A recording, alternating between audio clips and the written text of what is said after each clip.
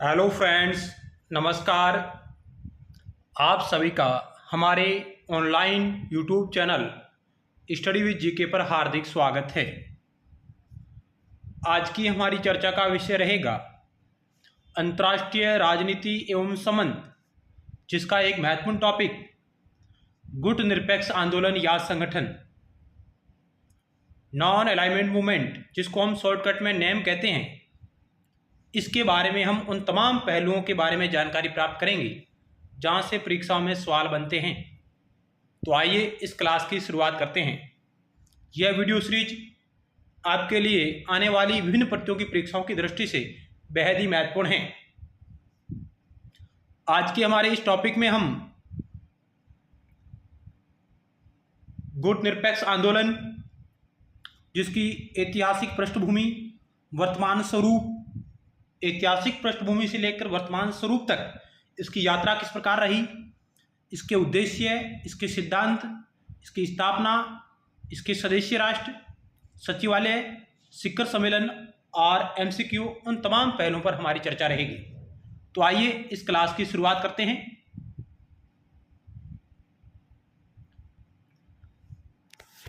गुट निरपेक्ष आंदोलन। इस गुट निरपेक्ष आंदोलन की नींव हमें सेकेंड वर्ल्ड वॉर के बाद दिखाई देती है, जब दुनिया में शीत युद्ध चल रहा था। दोनों महाशक्तियां अमेरिका और सोवियत संघ अपने अपने खेमे में देशों को शामिल कर रही थी तथा अपने क्षेत्रों का विस्तार कर रही थी। उस वक्त 9 स्वतंत्र राष्ट्र, जो कि उस वक्त आजाद हो रहे थे, उन राष्ट्रों ने अपनी स्वतंत्र विदेश नीति का पालन करने के लिए इस गुट निरपेक्ष आंदोलन की नींव रखी।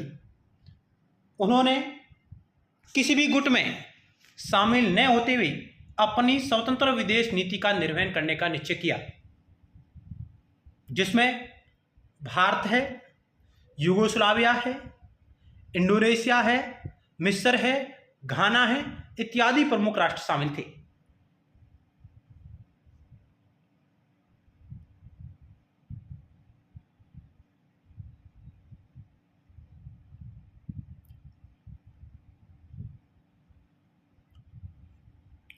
गुट निरपेक्ष आंदोलन विकासशील देशों के हितों और आकांक्षाओं का प्रतिनिधित्व करने के लिए समर्पित एक अंतर्राष्ट्रीय संगठन है। क्या है? ये एक अंतर्राष्ट्रीय संगठन है जो विकासशील देशों के हितों और आकांक्षाओं को पूरा करने के लिए प्रतिबद्ध है। इस गुट निरपेक्ष आंदोलन की स्थापना शीत युद्ध के दौर में 1961 में हुई थी।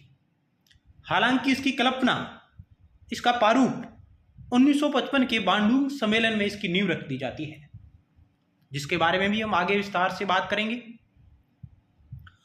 इस गुट निरपेक्ष आंदोलन, इस नेम को विकासशील देशों के हितों को बढ़ावा देने के लिए बनाया गया था। यानी कि विकासशील देश अपने हित किस प्रकार पूर्ण कर सकते हैं, वे किसी भी सैन्य गुट में शामिल न होते हुए अपनी स्वतंत्र विदेश नीति का निर्वहन कर सकते हैं तथा अपने विकास को आगे बढ़ा सकते हैं। अपने शुरुआती 30 वर्षों में इस आंदोलन ने उपनिवेशवाद के उन्मूलन पर बल दिया, 9 नए स्वतंत्र राज्यों के उदय और अंतर्राष्ट्रीय संबंधों में लोकतंत्र को बढ़ावा देने की प्रक्रियाओं में महत्वपूर्ण योगदान इस आंदोलन ने दिया।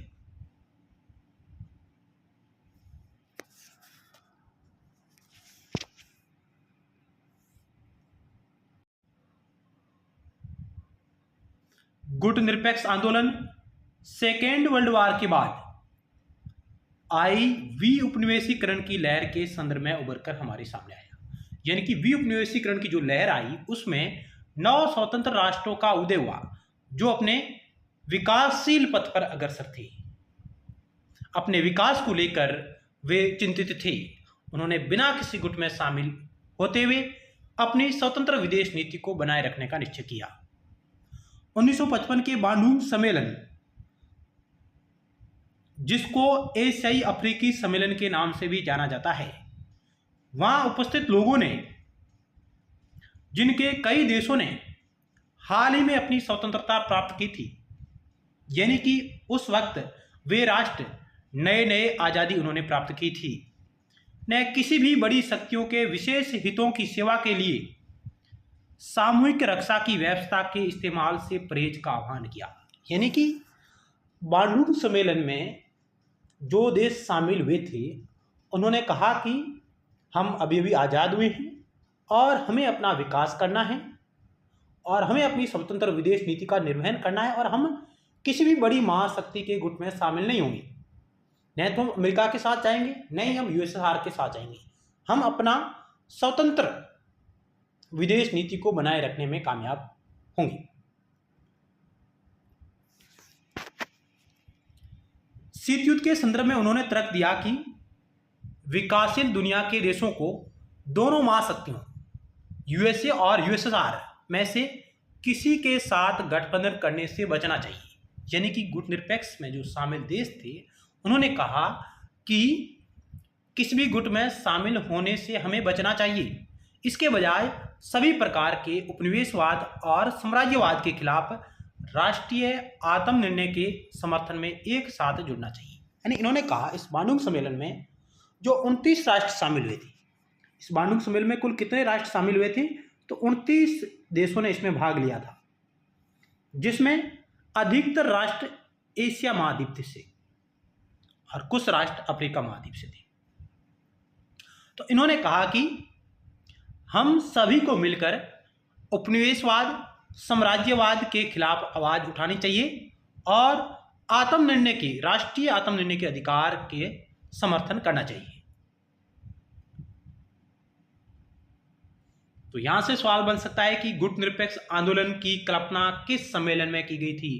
तो 1955 के बांडुंग सम्मेलन में गुटनिरपेक्ष आंदोलन की कल्पना की गई थी, इसमें नींव रखी गई थी, जिसमें 29 देशों ने भाग लिया, जिसमें अधिकतर देश एशिया महाद्वीप से शामिल थे।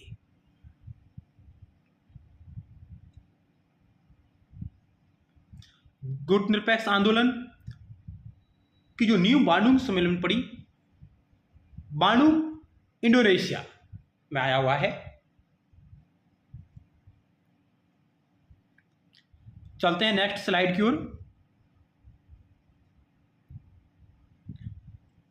द्वितीय विश्व युद्ध और उपनिवेशवाद विरोध की प्रक्रिया के बाद एशिया और अफ्रीका के कई विकासशील देशों ने शांति और समृद्धि सुनिश्चित करने तथा सभी देशों के लिए सुरक्षा स्थापित करने की दिशा में एक मजबूत आंदोलन की आवश्यकता महसूस की। यानी कि सेकेंड वर्ल्ड वॉर के बाद उपनिवेशवाद के विरोध स्वरूप एशिया और अफ्रीका के कई विकासशील देशों ने अपनी शांति, समृद्धि तथा स्वतंत्र विदेश नीति का निर्वहन करने के लिए एक मजबूत आंदोलन की आवश्यकता महसूस की, और वो आंदोलन हमारे सामने उभर कर आया गुटनिरपेक्ष आंदोलन के रूप में। यह वह समय था जब विश्व दो शक्ति गुटों में बंटा हुआ था, जिसका एक तरफ पूंजीवादी गुट का नेतृत्व अमेरिका कर रहा था, जबकि साम्यवादी गुट का नेतृत्व सोवियत संघ कर रहा था, जिसमें एक तरफ नाटो जैसे सैन्य संगठन थे, दूसरी तरफ वार्सा जैसे सैन्य संगठन थे। इनमें से अधिकांश देशों ने किसी भी शक्ति समूह के साथ या उसके विरुद्ध औपचारिक रूप से गठबंधन न करने के संबंध में आपसी सहयोग और समन्वय की आवश्यकता महसूस की। यानी कि इन्होंने कहा कि हम किसी भी गुट में शामिल नहीं होंगे, न ही किसी गुट का विरोध करेंगे, हम अपनी स्वतंत्र विदेश नीति का निर्वहन करेंगे। उपनिवेशवाद के पतन और शीत युद्ध के कारण वैश्विक दक्षिण के बीच बेहतर समन्वय की आवश्यकता उत्पन्न हुई। यानी कि अफ्रीका और एशिया महाद्वीप के विकासशील राष्ट्रों ने इस आंदोलन को आगे बढ़ाने का प्रमुख रूप से कार्य किया। तीसरी दुनिया का शब्द शीत युद्ध के दौर में उन देशों को संदर्भित करता है जिन्होंने किसी भी गुट में शामिल न होने का निश्चय किया। तीसरी दुनिया का मतलब है गुटनिरपेक्ष आंदोलन से जुड़े हुए देशों के लिए इस शब्द का प्रयोग किया जाता है। तीसरी दुनिया शब्द उन विकासशील देशों के लिए इस शब्द का प्रयोग किया जाता है जो गुटनिरपेक्ष आंदोलन से जुड़े हुए थे। शीत युद्ध के दौर में।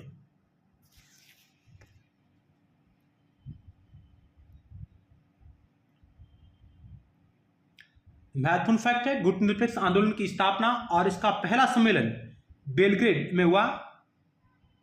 बेलग्रेड तत्कालीन समय में यूगोस्लाविया में था, लेकिन वर्तमान में ये सर्बिया में है। 1961 में, सितंबर में 1961 में गुटनिरपेक्ष आंदोलन का पहला शिखर सम्मेलन आयोजित हुआ था बेलग्रेड यूगोस्लाविया में, लेकिन वर्तमान में बेलग्रेड सर्बिया में स्थित है। तो गुटनिरपेक्ष आंदोलन की स्थापना और इसका पहला शिखर सम्मेलन 1961 में होता है। और इसमें जिन्होंने प्रमुख योगदान दिया, यूगोस्लाविया के जोसेफ ब्रोज टिटो, मिस्र के गमाल अब्दुल नासिर, भारत के जवाहरलाल नेहरू, घाना के वामे एनुक्रमा, इंडोनेशिया के सुकर्नो, इन 5 नेताओं की महत्वपूर्ण भूमिका रही थी गुटनिरपेक्ष आंदोलन में। ये 5 गुटनिरपेक्ष आंदोलन के संस्थापक राष्ट्र कहलाते हैं। गुटनिरपेक्ष आंदोलन के 5 संस्थापक राष्ट्र कहलाते हैं ये।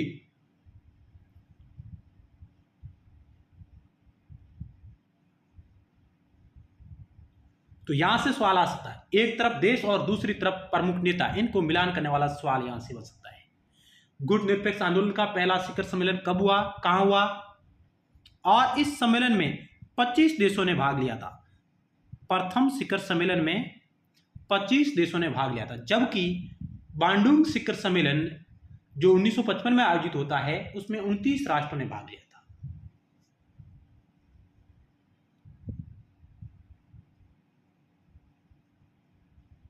अब गुटनिरपेक्ष के आंदोलन में कौन राष्ट्र शामिल हो सकते हैं, कौन से देश इसमें शामिल हो सकते हैं, उनके लिए क्या योग्यता होनी चाहिए।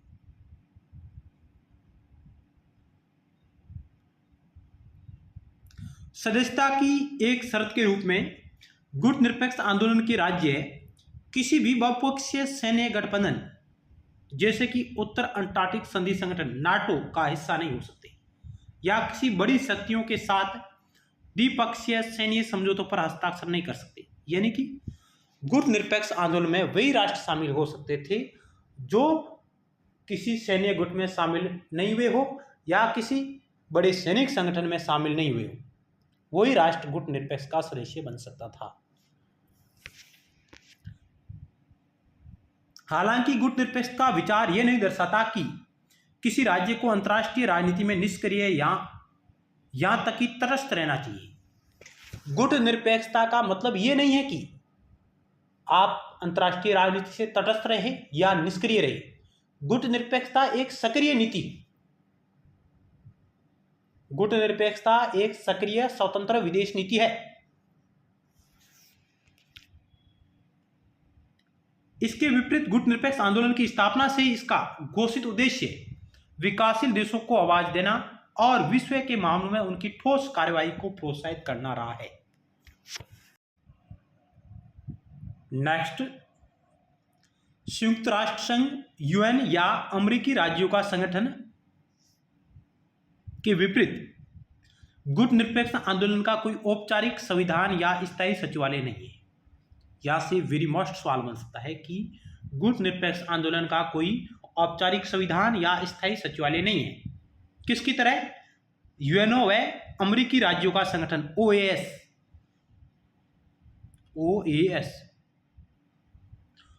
ऑर्गेनाइजेशन ऑफ अमेरिकन स्टेट्स, इसकी स्थापना 1948 में होती है। अमेरिकी राज्यों का संगठन, इसकी स्थापना कब हुई? 1948 में। जबकि संयुक्त राष्ट्र संघ की स्थापना कब हुई? 1945 में, 24 अक्टूबर 1945 को। यानी ओएस और यूएनओ की तरह नेम का कोई औपचारिक संविधान या स्थायी सचिवालय नहीं है। ये बात यहां क्लियर होनी चाहिए।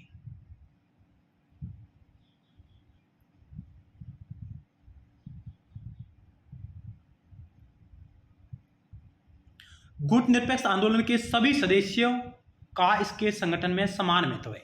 यानी कि गुटनिरपेक्ष आंदोलन के जितने भी सदस्य हैं उनका इस संगठन में समान महत्व है। आंदोलन के पदों पर राज्य प्रमुखों या सरकार के शिखर सम्मेलन में आम सहमति से डिसीजन लिए जाते हैं, निर्णय लिए जाते हैं। यानी कि गुट निरपेक्ष आंदोलन में आम सहमति से निर्णय लिए जाते हैं। प्रत्येक सदस्य राष्ट्र का समान महत्व है इस आंदोलन में, इस संगठन में। और इसका सम्मेलन आमतौर पर सामान्यतः प्रति 3 साल में आयोजित होता है, जिसको हम गुट निरपेक्ष शिखर सम्मेलन के नाम से जानते हैं। जिस देश में यह सम्मेलन आयोजित होता है वही देश इस गुट निरपेक्ष आंदोलन की अध्यक्षता करता है। संगठन का प्रशासन अध्यक्ष पद पर आसीन देश की जिम्मेदारी है। यह पद हर शिखर सम्मेलन में बदलता रहता है, यानी सामान्यतः प्रति 3 वर्ष के बाद गुट निरपेक्ष शिखर सम्मेलन के अध्यक्ष का पद परिवर्तन होता रहता है। और जिस देश में इसका शिखर सम्मेलन होगा वही 3 साल के लिए उसका अध्यक्ष का पद ग्रहण करेगा। सदस्य देशों के विदेश मामलों के मंत्री आम चुनौतियों पर चर्चा करने के लिए अधिक नियमित रूप से मिलते हैं। यानी कि गुट निरपेक्ष आंदोलन के देशों के विदेश मामलों के मंत्री है जो आम चुनौतियों पर चर्चा करने के लिए कई बार मिलते हैं। विशेषकर संयुक्त राष्ट्र महासभा के प्रत्येक नियमित सत्र के उद्घाटन पर वे इस पर चर्चा करते हैं।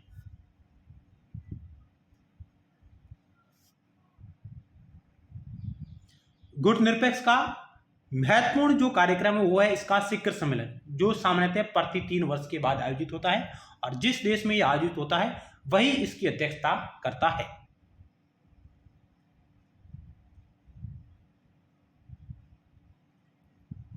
इक्कीसवीं सदी में गुट निरपेक्ष आंदोलन की चुनौतियों में से एक शीत युद्ध के बाद के युग में अपनी पहचान और उद्देश्यों का पुनर्मूल्यांकन करना है।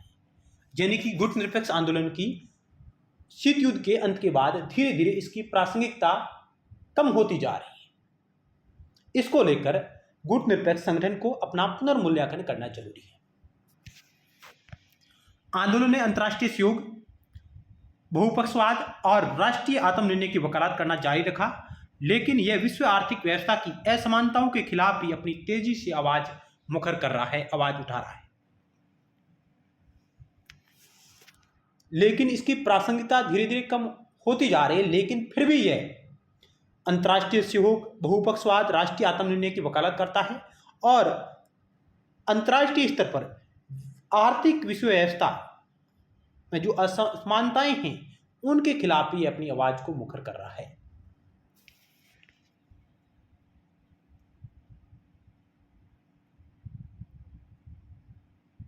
आइए अब हम टू द पॉइंट चर्चा करते हैं। गुट निरपेक्ष आंदोलन की उत्पत्ति 18 से 24 अप्रैल 1955 के मध्य बांडुंग, इंडोनेशिया में आयोजित पहले एशियाई अफ्रीकी या एफ्रो एशियाई सम्मेलन से हुई। यानी कि गुट निरपेक्ष आंदोलन की कल्पना या इसकी उत्पत्ति किस सम्मेलन से मानी जाती है, तो बांडुंग सम्मेलन से मानी जाती है, जिसका आयोजन इंडोनेशिया में हुआ था अप्रैल 1955 में। इसे बांडुंग सम्मेलन के नाम से जाना जाता है क्योंकि यह इंडोनेशिया के बांडुंग शहर में आयोजित हुआ था। इस सम्मेलन में 29 सरकारों के प्रतिनिधिमंडलों ने भाग लिया था, जिनमें अधिकतर एशिया से थे। तो बांडुंग सम्मेलन में कितने राष्ट्रों ने भाग लिया? 29 राष्ट्रों ने। और अधिकतर एशिया से थे और अफ्रीका से कम क्यों थे? उनका कारण था कि अफ्रीकी राज्यों में अधिकांश देश अभी भी औपनिवेशिक शासन के नियंत्रण में थे, उपनिवेशवाद के शिकार थे, इसलिए अफ्रीका से कम राष्ट्रों ने भाग लिया था। बांडुंग सम्मेलन शांति और उग्र शीत युद्ध के सामने विकासशील देशों की भूमिका, साथ ही आर्थिक विकास और औपनिवेशिक कब्जे वाले देशों के विउपनिवेशीकरण पर चर्चा करने के लिए बुलाया गया एक सम्मेलन था।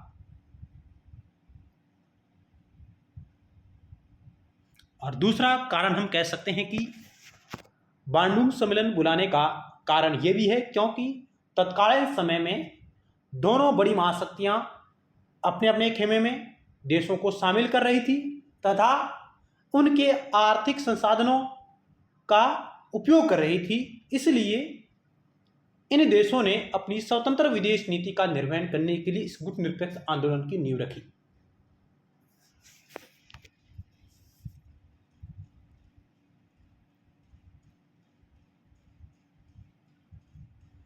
गुटनिरपेक्ष आंदोलन के गठन का सबसे महत्वपूर्ण पूर्ववर्ती 1955 का बांडुंग सम्मेलन था।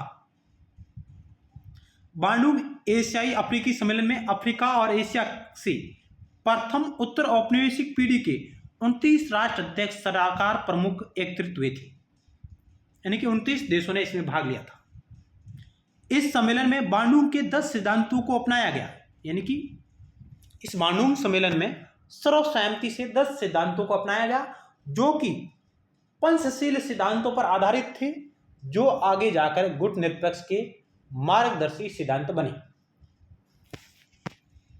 यानी कि बांडुंग के 10 सिद्धांतों को अपनाया गया जो पंचशील सिद्धांतों के अनुरूप थे और वे गुटनिरपेक्ष आंदोलन के मार्गदर्शक सिद्धांत बने। उनके बारे में भी हम आगे चर्चा करेंगे कि गुटनिरपेक्ष आंदोलन के मार्गदर्शक सिद्धांत कौन कौन से हैं।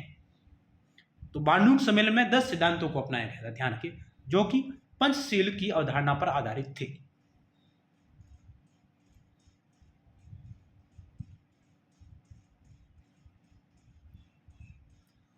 उन्नीस को बांडुंग सम्मेलन में सहमत सिद्धांतों के आधार पर गुटनिरपेक्ष आंदोलन को औपचारिक रूप से 1 से 7 सितंबर 1961 को बेलग्रेड यूगोस्लाविया में आयोजित प्रथम शिखर सम्मेलन में स्थापित किया गया था। इसका पहला शिखर सम्मेलन सितंबर 1961 में बांडुंग यूगोस्लाविया में आयोजित हुआ था।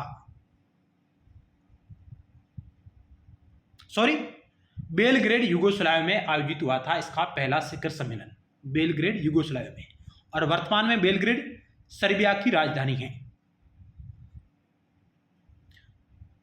पहले शिखर सम्मेलन में भाग लेने वाले 25 देश थे, यानी कि गुटनिरपेक्ष आंदोलन का जो प्रथम शिखर सम्मेलन सितंबर 1961 को बेलग्रेड यूगोस्लाविया में आयोजित हुआ, उसमें 25 देशों ने भाग लिया था, जिसमें Afghanistan, Algeria, Burma, Cambodia, Sri Lanka, DRC, Cuba, Cyprus, मिस्र, Ethiopia, Ghana, Guinea, Bharat, Indonesia, Iraq, Lebanon, Mali, Morocco, Nepal, सऊदी अरब, सोमालिया, सूडान, ट्यूनीशिया, यमन और यूगोस्लाविया इत्यादि देश इसमें शामिल हुए थे।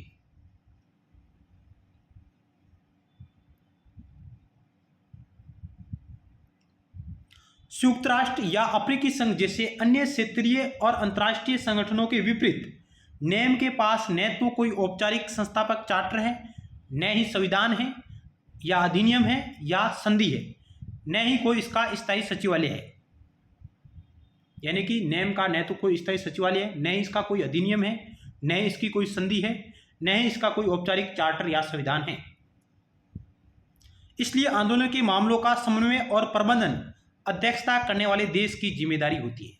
जिस देश में इसका शिखर सम्मेलन आयोजित होता है वही राष्ट्र इसकी अध्यक्षता करता है, इसकी देखरेख करता है।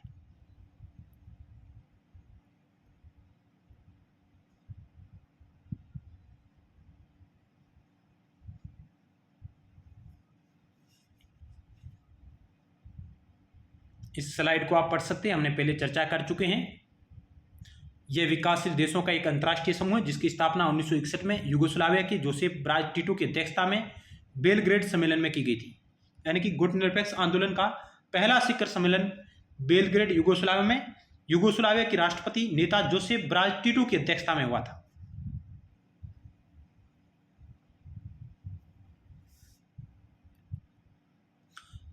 इस गुटनिरपेक्ष आंदोलन की मूल अवधारणा की कल्पना 1955 में इंडोनेशिया में एशिया अफ्रीकी बांडुंग सम्मेलन में चर्चा के दौरान की गई थी।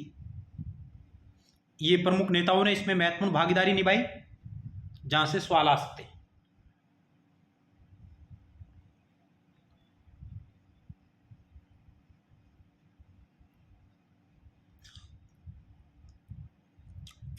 (1979) के हवाना में, क्यूबा के हवाना शहर में गुटनिरपेक्ष आंदोलन का शिखर सम्मेलन होता है और इस सम्मेलन में हवाना घोषणा को अपनाया गया और इस हवाना घोषणा ने पुष्टि की कि संगठन का लक्ष्य साम्राज्यवाद, उपनिवेशवाद, नव उपनिवेशवाद, नस्लवाद और सभी प्रकार की विदेशी दासता के खिलाफ उनकी लड़ाई में राष्ट्रीय स्वतंत्रता, संप्रभुता, क्षेत्रीय अखंडता और गुटनिरपेक्ष देशों की सुरक्षा की रक्षा करना था।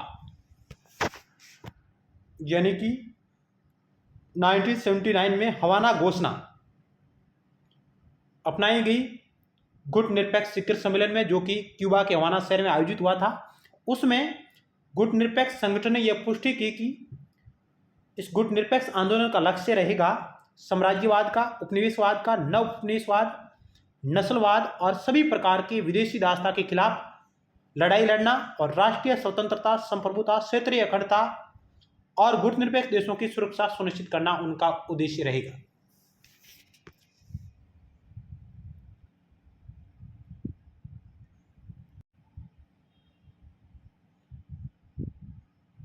नेम के संस्थापक सदस्यों में यूगोस्लाविया के जोसेफ ब्राज टिटो, भारत के पंडित जवाहरलाल नेहरू, मिस्र के गमाल अब्दुल नासिर, घाना के वामे नुक्रमा और इंडोनेशिया के कर्नल सुकर्नो प्रमुख नेता थे।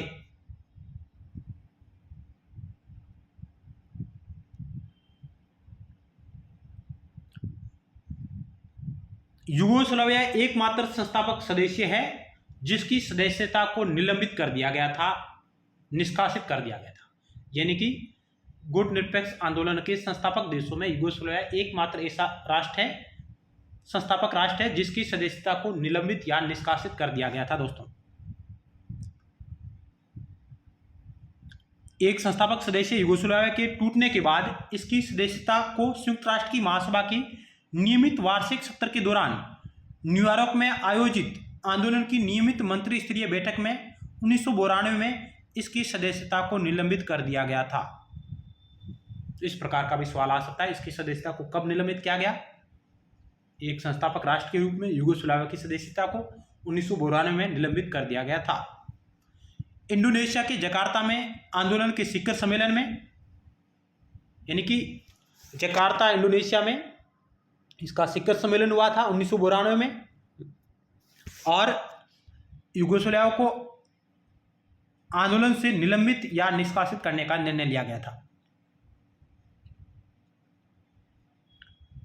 गुटनिरपेक्ष आंदोलन विश्व शांति और सुरक्षा के प्रति अपनी प्रतिबद्धता के कारण एकजुट है। भारत में गुटनिरपेक्ष आंदोलन का 7वां शिखर सम्मेलन आयोजित हुआ।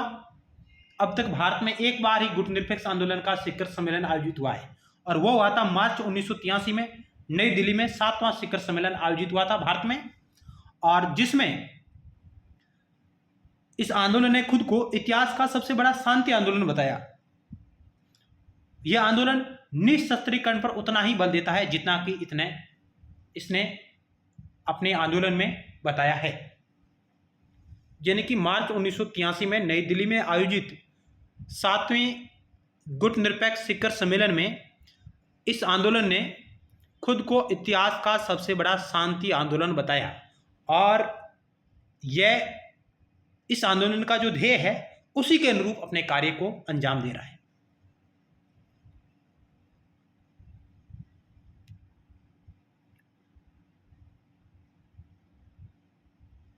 तो यह भी सवाल आ सकता है कि गुटनिरपेक्ष के किस शिखर सम्मेलन में गुटनिरपेक्ष आंदोलन ने खुद को इतिहास का सबसे बड़ा शांति आंदोलन बताया?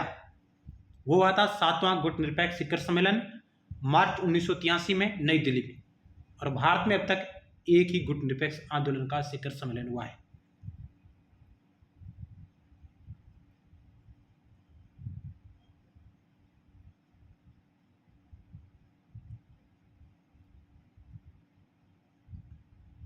वर्तमान में गुटनिरपेक्ष आंदोलन में 121 सदस्य देश शामिल है। कितने शामिल है? 121 सदस्य देश वर्तमान में शामिल है, और भारत इस संगठन का संस्थापक सदस्य है। 121 कैसे हैं? क्योंकि दक्षिणी सूडान अफ्रीका महाद्वीप से गुटनिरपेक्ष आंदोलन का नवीनतम सदस्य बना है। दक्षिणी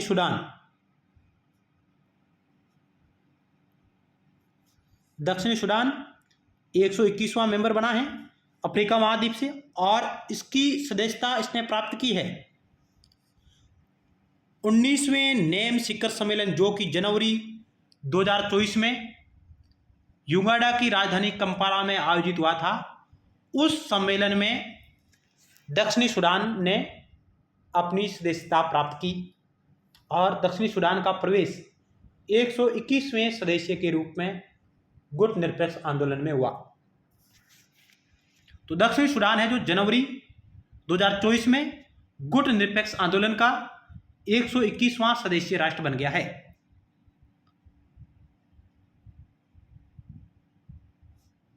यह महत्वपूर्ण फैक्ट आपके ध्यान में रहना चाहिए, क्योंकि 19वां शिखर सम्मेलन जनवरी 2024 में युगांडा की राजधानी कंपाला में आयोजित किया गया था। वहां पर दक्षिणी सूडान के प्रवेश को स्वागत किया गया।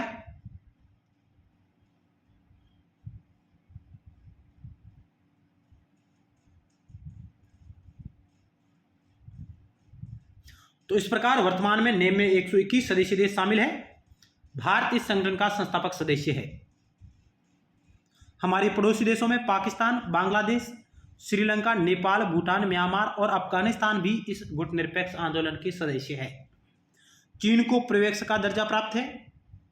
पश्चिमी सहारा को छोड़कर सभी अफ्रीकी 54 देश नेम के सदस्य हैं।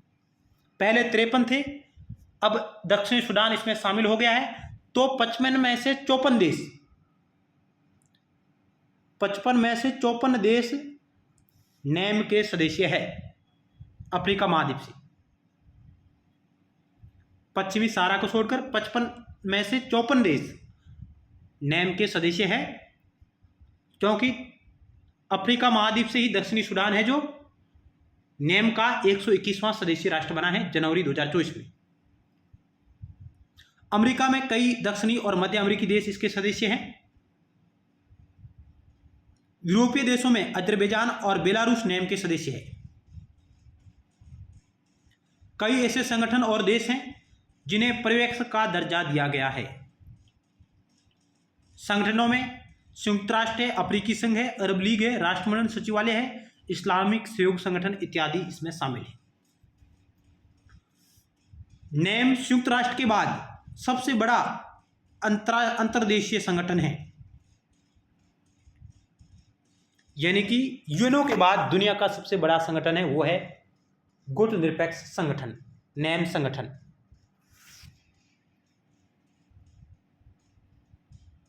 यानी यूएनओ के बाद सबसे बड़ा अंतर्देशीय संगठन है नेम।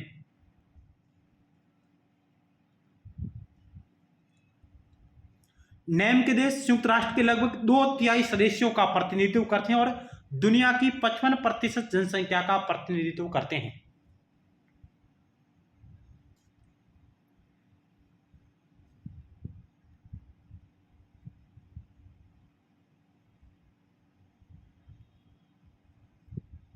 तो 1955 के बांडुंग सम्मेलन में 29 देशों ने भाग लिया और ये बांडुंग सम्मेलन हुआ था इंडोनेशिया में, जिसको एफ्रो एशियाई सम्मेलन के नाम से जाना जाता है। 1961 के प्रथम गुटनिरपेक्ष सम्मेलन में 25 देशों ने भाग लिया था और यह सम्मेलन हुआ था बेलग्रेड, यूगोस्लाविया में। वर्तमान में गुटनिरपेक्ष आंदोलन में 121 सदस्य शामिल हैं, जिनमें अफ्रीका के 54 देश, एशिया से 39, लैटिन अमेरिका और कैरेबियन से 26 और यूरोप के बेलारूस और अजरबैजान ये 2 देश शामिल हैं। इस प्रकार 121 देशों का यह संगठन है।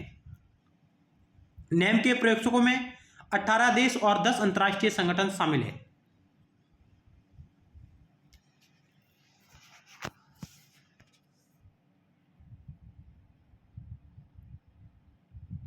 चलते हैं नेक्स्ट स्लाइड की ओर।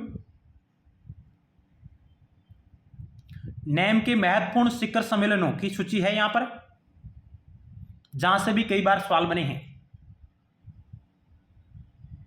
इसका पहला शिखर सम्मेलन सितंबर 1961 में यूगोस्लाविया में आयोजित हुआ था और वर्तमान में यूगोस्लाविया के विभाजन के बाद बेलग्रेड है जो सर्बिया की राजधानी है, सर्बिया में स्थित है।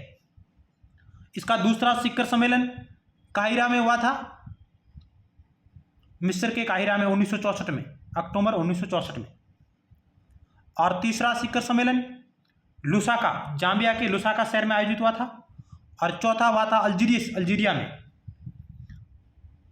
और 5वां शिखर सम्मेलन हुआ था कोलंबो में, श्रीलंका। तो कम से कम पहले 5 आपको याद होने जरूरी है, इनका क्रम भी याद होना चाहिए और पहला, दूसरा, तीसरा, चौथा, 5वां इनको सुमेलित करने वाला सवाल भी आ सकता है। पहला एक तरफ शिखर सम्मेलन का नाम और दूसरी तरफ जिस देश में आयोजित हुआ है उसको मिलान करने वाला भी सवाल आ सकता है। जैसे पहला, दूसरा, तीसरा, चौथा, 5वां और दूसरी तरफ देशों के नाम दे दिए जाएंगे, किस देश में यह आयोजित हुआ है, इसको मिलान करने वाला सवाल भी आ सकता है। और पहले 3 आप याद रख सकते हैं। बेकालू, ट्रिक क्या रहेगी, बेकालू यानी बेलग्रेड, काहिरा, लुसाका, बेकालू, अको। इस ट्रिक के माध्यम से आप प्रथम 5 शिखर सम्मेलन याद कर सकते हैं। इनको कालानुक्रम में यदि व्यवस्थित करने वाला सवाल आए तो भी आप इस ट्रिक के माध्यम से हल कर सकते हैं। बेकालू, अको, अको है से आपका हवाना भी शामिल हो जाएगा। बेकालू, अको। और 7वां शिखर सम्मेलन आप सबको याद होना चाहिए, जो कि नई दिल्ली में 1983 में आयोजित हुआ था। उस वक्त भारत की प्राइम मिनिस्टर श्रीमती इंदिरा गांधी जी थी।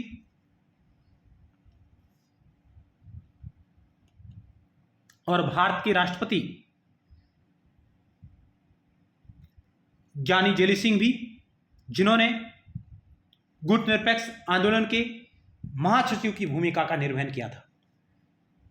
भारत के अब तक 2 ऐसे राष्ट्रपति हुए हैं जिन्होंने गुट निरपेक्ष आंदोलन के महासचिव अध्यक्ष के पद पर कार्य किया, जिनमें पहले हैं नीलम संजीव रेड्डी और दूसरे हैं जानी जेली सिंह। ये भी फैक्ट आपकी नजरों में होनी चाहिए। 7वां शिखर सम्मेलन नई दिल्ली में आयोजित हुआ था, लेकिन यह मूल रूप से बगदाद में आयोजित होने वाला था। किन्हीं कारणों से इसको नई दिल्ली में आयोजित किया गया।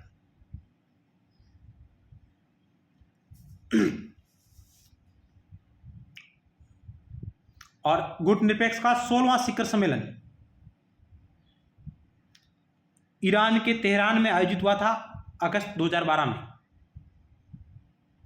और अगस्त 2012 से इसमें 120 सदस्य शामिल हैं। अगस्त 2012 से लेकर दिसंबर 2023 तक इसमें 120 सदस्य शामिल थे। और जनवरी 2024 में 121वें सदस्य के रूप में दक्षिणी सूडान का प्रवेश हुआ। और 17वां शिखर सम्मेलन वेनेजुएला के कराकस में आयोजित हुआ 2016 में।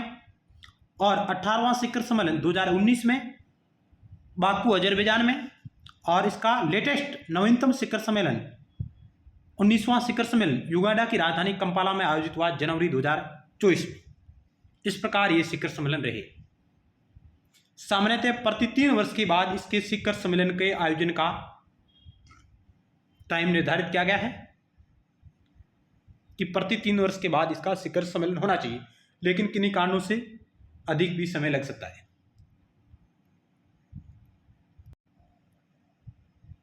तो आप इसके प्रथम 6 सम्मेलनों का क्रम याद कर सकते हैं।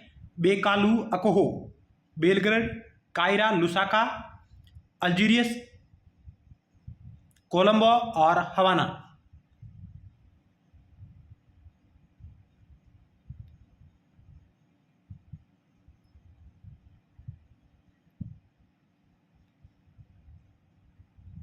वर्ष 2020 में आयोजित वीडियो कॉन्फ्रेंसिंग के माध्यम से कोविड-19 के खिलाफ संयुक्त एकजुट होने पर आभासी गुट निरपेक्ष आंदोलन संपर्क समूह शिखर सम्मेलन आयोजित किया गया था। यानी कि गुट निरपेक्ष आंदोलन का आभासी सम्मेलन आयोजित किया गया था, एक संपर्क समूह के रूप में पहला आभासी सम्मेलन कह सकते हैं। कोविड-19 के दौरान गुट निरपेक्ष आंदोलन ने एकजुट होने के लिए, चर्चा करने के लिए, रोकने के उपाय सुझाने के लिए ये सम्मेलन आयोजित किया था।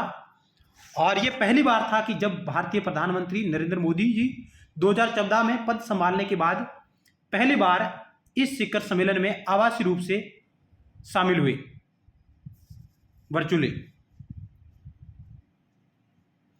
यह एक संपर्क समूह शिखर सम्मेलन था, न कि गुट निरपेक्ष का वार्षिक जो त्रिवार्षिक शिखर सम्मेलन नहीं था।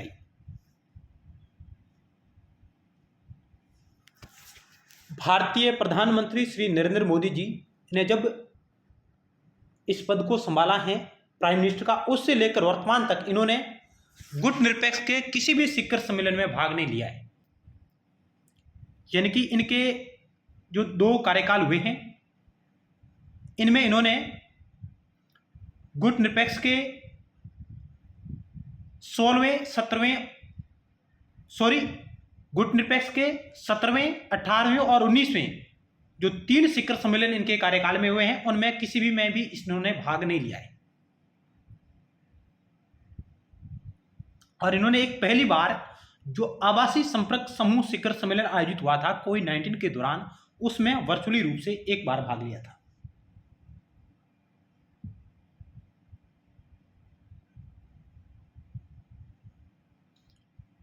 यहां कुछ इंपॉर्टेंट फैक्ट है। भारतीय प्रधानमंत्री मोरारजी देसाई ने असली गुटनिरपेक्षता, वास्तविक गुटनिरपेक्षता की नीति अपनाई थी। इनका एक प्रसिद्ध कथन है, कोई भी, यहां तक कि प्रधानमंत्री भी देश के कानून से ऊपर नहीं हो सकता। ये इनका एक प्रसिद्ध कोटेशन है। भारत के राष्ट्रपतियों में नीलम संजीव रेड्डी और ज्ञानी जैल सिंह गुटनिरपेक्ष आंदोलन के महासचिव भी रह चुके हैं, अध्यक्ष भी रह चुके हैं।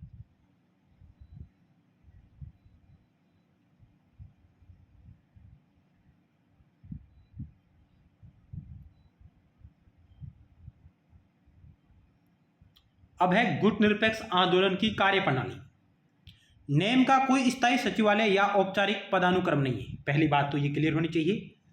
इसका प्रशासन चक्रीय एवं गैर पदानुक्रमिक है, क्योंकि इसका प्रशासन है जो बदलता रहता है।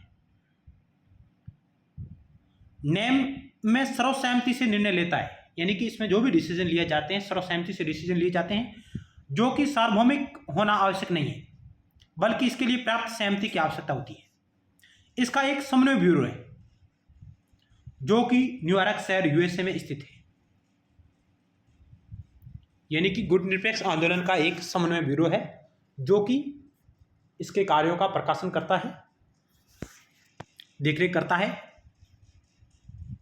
इसका हेडक्वार्टर नहीं, इसका सचिवालय नहीं है, इसका कोई चार्टर नहीं, इसका कोई अधिनियम नहीं है, इसका कोई संविधान नहीं है। नेम की बैठक प्रत्येक 3 वर्ष में राष्ट्र प्रमुखों के नेम शिखर सम्मेलन के रूप में आयोजित होती है। शिखर सम्मेलन में एक अध्यक्ष का चयन किया जाता है जो 3 वर्षों के लिए पद पर बना रहता है। और वर्तमान में युगांडा के पास इसके अध्यक्ष का पद है। गुटनिरपेक्ष आंदोलन में प्रत्येक सदस्य देश का समान महत्व है। नेम के वर्तमान अध्यक्ष युगांडा के राष्ट्रपति योवेरी मुसेवेनी हैं, जिन्होंने जनवरी 2024 से ये पद संभाला है, क्योंकि जनवरी 2024 में गुटनिरपेक्ष का 19वां शिखर सम्मेलन आयोजित किया गया था। युगांडा ने अजरबैजान से यह अध्यक्षता ग्रहण की है और 2027 तक युगांडा के पास रहेगी, तब तक 20वां शिखर सम्मेलन आयोजित न हो जाए। प्रमुख निर्णय लेने वाला अंग गुटनिरपेक्ष देशों के राष्ट्राध्यक्षों या शासन अध्यक्षों का सम्मेलन है, शिखर सम्मेलन, जहां पर प्रमुख रूप से सर्वसहमति से निर्णय लिए जाते हैं। और इसके वर्तमान शिखर सम्मेलन के वर्तमान अध्यक्ष है वो है युगांडा के राष्ट्रपति योवेरी मुसेवेनी।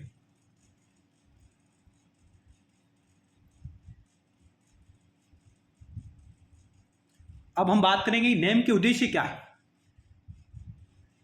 नेम का एक मुख्य उद्देश्य था विश्व राजनीति में एक स्वतंत्र रास्ता बनाना, जिसके कारण सदस्य देश प्रमुख शक्तियों के बीच संघर्ष में मोहरे बनकर न रह जाए। यानी कि इसका मूल उद्देश्य था, शीत युद्ध के दौरान 9 स्वतंत्र राष्ट्र थे जो विकासशील राष्ट्र थे, उन्होंने अपनी स्वतंत्र विदेश नीति निर्वहन करने का निश्चय किया, किसी भी गुट में शामिल न होते हुए, ताकि वे अपना लोकतांत्रिक तरीकों से अपना विकास सुनिश्चित कर सके।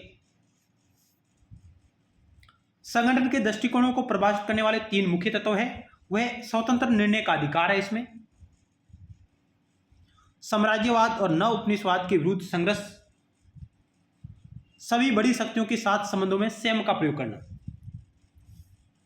वर्तमान समय में संगठन का एक उद्देश्य अंतर्राष्ट्रीय आर्थिक व्यवस्था का पुनर्गठन करना भी है।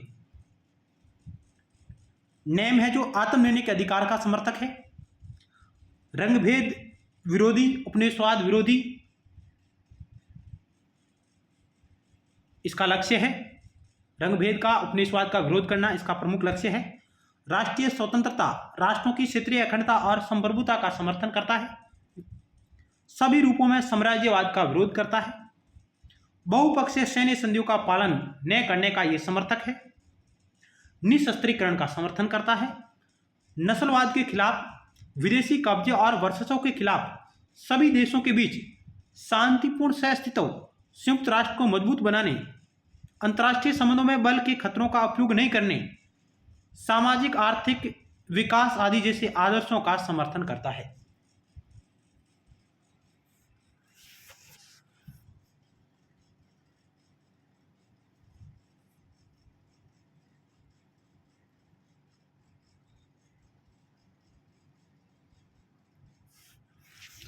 उन्नीस सौ 1955 के बांडुंग सम्मेलन में सर्वसहमति से 10 सिद्धांतों को अपनाया गया, जो कि गुटेनबर्ग आंदोलन के मार्गदर्शी सिद्धांत बने, और ये मार्गदर्शी सिद्धांत 5 सिद्धांतों द्वारा निर्देशित थे।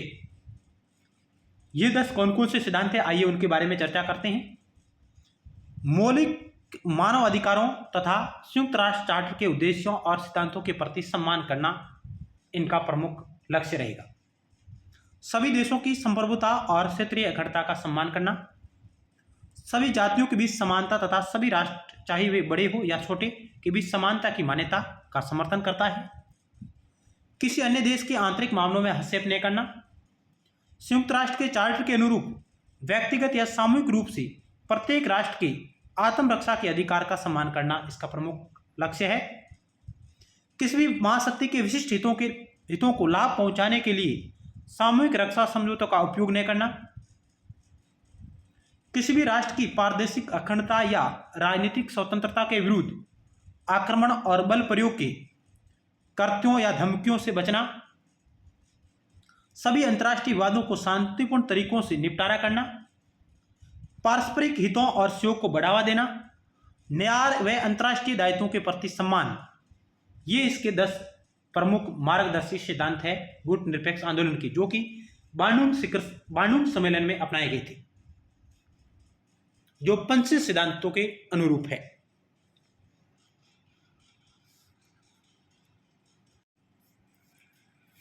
नेक्स्ट चलते हैं।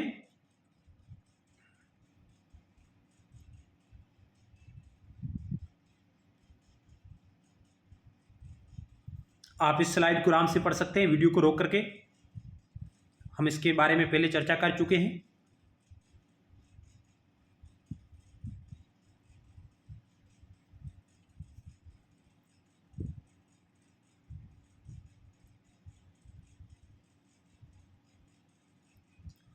गुटनिरपेक्ष आंदोलन का नवीनतम 19वां शिखर सम्मेलन 19 से 20 जनवरी 2024 को युगांडा की राजधानी कंपाला में आयोजित किया गया था। साझा वैश्विक समृद्धि के लिए सहयोग को गहरा करना, इस विषय पर इसका आयोजन हुआ था। यानी इसकी थीम थी साझा वैश्विक समृद्धि के लिए सहयोग को गहरा करना, सहयोग को अधिक बढ़ावा देना, इस विषय पर इसका आयोजन किया गया था। जबकि 18वां गुटनिरपेक्ष शिखर सम्मेलन 2019 में अजरबैजान के बाकू शहर में आयोजित किया गया था। इस कार्यक्रम में भाग लेने वाले कई प्रतिनिधि मंडलों ने इजराइल हमास युद्ध के दौरान इजराइल की कार्रवाइयों की कड़ी आलोचना की। 2009 शर्म अल शेख के बाद यह पहली बार था कि जब नेम शिखर सम्मेलन अफ्रीका में आयोजित किया गया था। 1998 डरबन के बाद यह पहली बार उप सहारा अफ्रीका में आयोजित किया गया था।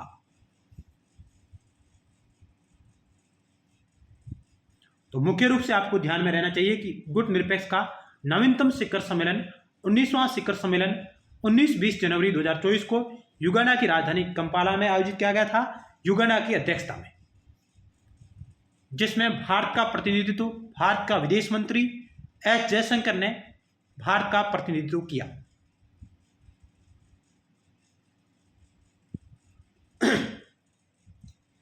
जनवरी 2024 में कंपाला में गुटनिरपेक्ष आंदोलन के 19वें शिखर सम्मेलन की मेजबानी करने वाले युगांडा के राष्ट्रपति योवेरी मुसेवेनी ने 1970 के दशक में ईदी अमीन द्वारा भारतीयों के निष्कासन पर खेद व्यक्त किया।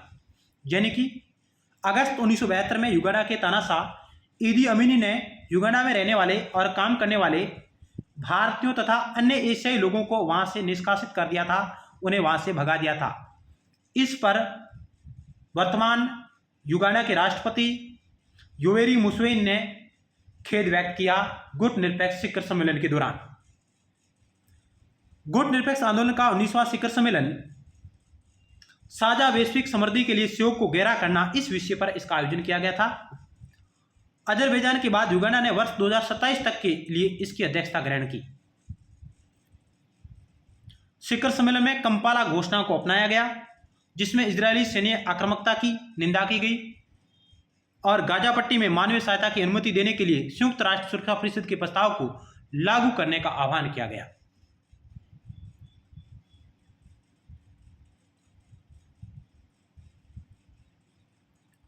युगांडा ने अजरबैजान से अध्यक्षता संभाली है, 2027 तक चलेगी, 2024 से 2027 तक। विषय ये रहा साझा वैश्विक समृद्धि के लिए सहयोग को गहन बनाना। शिखर सम्मेलन में मुख्य चर्चाएं रही इजरायल हमास युद्ध, भारत की विश्व मित्र पहल और बहुधुरी विश्व का आह्वान। भारत के विदेश मंत्री एस जयशंकर ने 19वें नेम शिखर सम्मेलन 2024 में भारतीय प्रतिनिधिमंडल का नेतृत्व किया, जिसमें उन्होंने गाजा संकट के स्थायी समाधान का मार्ग प्रस्तुत किया गया। उन्होंने मानवीय संकट में तत्काल राहत की आवश्यकता पर बल दिया, पश्चिमी एशियाई क्षेत्र में संघर्ष के प्रसार को रोकने का आग्रह किया।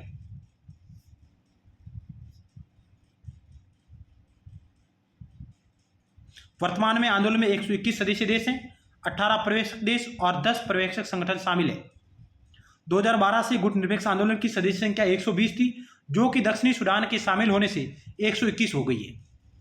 दक्षिणी सूडान गुटनिरपेक्ष आंदोलन का नवीनतम सदस्य बना है। जनवरी 2024 में गुटनिरपेक्ष शिखर सम्मेलन में इसको सदस्यता प्राप्त हुई है। नेम के पास कोई स्थायी सचिवालय या औपचारिक संस्थापक चार्टर या अधिनियम या संधि नहीं है। यह शिखर सम्मेलन आमतौर पर हर 3 साल में होता है।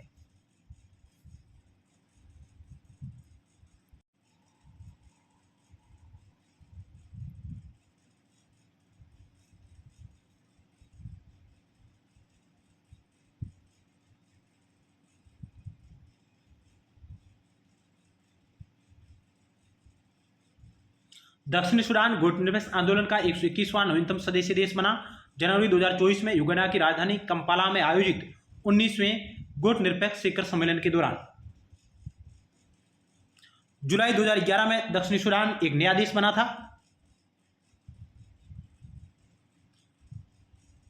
इसके शामिल होने के साथ नेम में अब अफ्रीका से 54 देश हो जाएंगे, अफ्रीका महाद्वीप से।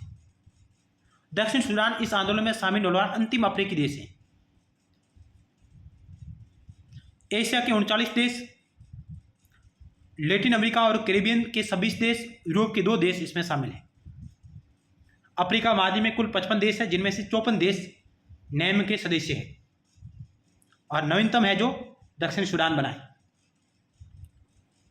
इसमें अर्जेंटीना, साइप्रस, माल्टा और भूतपूर्व यूगोस्लाविया इसके पूर्ववर्ती सदस्य रह चुके हैं।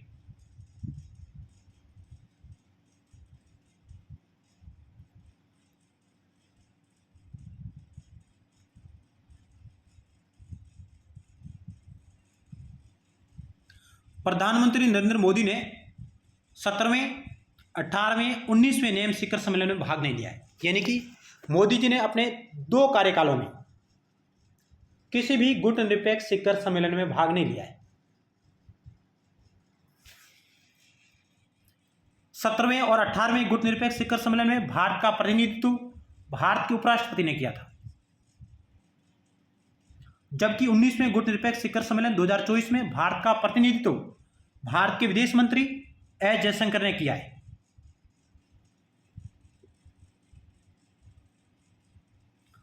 अब तक 4 ऐसे अवसर आए हैं जब गुटनिरपेक्ष शिखर सम्मेलन में भारत के प्रधानमंत्री ने भाग नहीं लिया है। यानी कि गुटनिरपेक्ष की स्थापना से लेकर वर्तमान तक 4 ऐसे अवसर आए, ऐसे शिखर सम्मेलन हुए जिनमें भारत के प्रधानमंत्री ने भाग नहीं लिया है।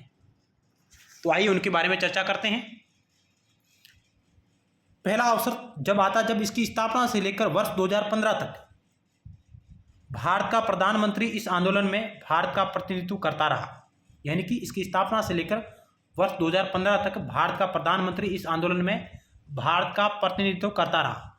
लेकिन इस अवधि के मध्य एक अवसर ऐसा आया था 1979 में, जब प्रधानमंत्री चौधरी चरण सिंह थे। उस वक्त उन्होंने इस सम्मेलन में भाग नहीं लिया था। यह 1979 का जो गुट निरपेक्ष का जो शिखर सम्मेलन था, छठा शिखर सम्मेलन था, जो कि हवाना क्यूबा में आयोजित हुआ था। क्यूबा के शहर हवाना में आयोजित हुआ था। उसमें भारतीय प्राइम मिनिस्टर ने भाग नहीं लिया था। वह पहला अवसर था। उस वक्त भारत की तरफ से भारत के विदेश मंत्री श्याम नंदन प्रसाद मिश्र ने भाग लिया था। पहली बार किसी भारतीय विदेश मंत्री ने गुट निरपेक्ष शिखर सम्मेलन में भाग लिया था। वो थे श्याम नंदन प्रसाद मिश्र, जिन्होंने हवाना क्यूबा के शहर हवाना में आयोजित गुट निरपेक्ष के शिखर सम्मेलन में भाग लिया था और भारतीय प्रधानमंत्री उसमें शामिल नहीं हुए थे। यह पहला अवसर था। और दूसरा अवसर तब आया जब 17वें नेम शिखर सम्मेलन 2016 में आयोजित हुआ। उसमें भारतीय प्रधानमंत्री मोदी जी ने भाग नहीं लिया। उनकी बजाय उसमें उपराष्ट्रपति हमीद अंसारी जी ने इसमें भाग लिया था, जो कि कराकस वेनेजुएला में आयोजित हुआ था। 17वां नेम शिखर सम्मेलन कराकस वेनेजुएला में आयोजित हुआ था। उसमें प्रधानमंत्री ने भाग नहीं लेकर के उपराष्ट्रपति हमीद अंसारी ने उसमें भाग लिया था। तीसरा अवसर जब आया तब 18वां नेम शिखर सम्मेलन 2019 में अजरबैजान के बाकू में आयोजित हुआ। उसमें मोदी जी ने भाग नहीं लिया और उपराष्ट्रपति एम वेंकैया नायडू ने उसमें भाग लिया। और चौथा अवसर तब आया जब 19वां गुट निरपेक्ष शिखर सम्मेलन जनवरी 2024 में युगांडा की राजधानी कंपाला में आयोजित हुआ। वहां पर प्राइम मिनिस्टर मोदी जी ने भाग नहीं लिया और उसकी जगह विदेश मंत्री एस जयशंकर ने भाग लिया, प्रतिनिधित्व किया है। तो हम कह सकते हैं कि इसकी स्थापना से लेकर वर्तमान तक 4 ऐसे दौर आए हैं जब भारतीय प्राइम मिनिस्टर ने गुट निरपेक्ष शिखर सम्मेलन में भाग नहीं लिया है। पहला ऐसा दौर आया 1979 में, उसके बाद 2016 में, उसके बाद 2019 में और उसके बाद 2024 में। पहली बार जब ऐसा दौर आया उस वक्त भारतीय विदेश मंत्री श्याम नंदन प्रसाद मिश्र ने गुट निरपेक्ष शिखर सम्मेलन में भारत का प्रतिनिधित्व किया था। और 19वें गुट निरपेक्ष शिखर सम्मेलन 2024 में ये दूसरा अवसर है जो कि विदेश मंत्री एस जयशंकर भारत का प्रतिनिधित्व कर रहे हैं। अब तक 2 विदेश मंत्रियों ने गुट निरपेक्ष शिखर सम्मेलन में भारत का प्रतिनिधित्व किया है। पहले थे श्याम नंदन प्रसाद मिश्र और दूसरे हैं एस जयशंकर, जबकि 2 उपराष्ट्रपतियों ने इस सम्मेलन में भारत का प्रतिनिधित्व किया है। एक है हमीद अंसारी और दूसरे हैं एम वेंकैया नायडू ने।